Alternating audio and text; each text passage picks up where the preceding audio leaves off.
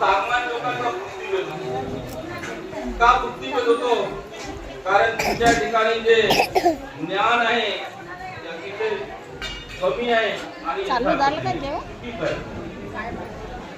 आपण पाहतो की अनेक लोक आजकालच्या काळामध्ये तरुण लोक स्टेटस ठेवत असताना परमेश्वराचा फोटो ठेवून श्रीचक्र अवताराच्या शुभेच्छा मग ठेवतात नाही. स्टेटस परमेश्वर अवताराचा फोटो आहे त्या काळात आलेला आहे त्यांनाही माहीत झालेली आहे, परंतु त्यांचे कर्म त्यांना शांत बुद्धी देत नाही. त्यामुळे ते 10 मिनिटात वक्तव्य करावं.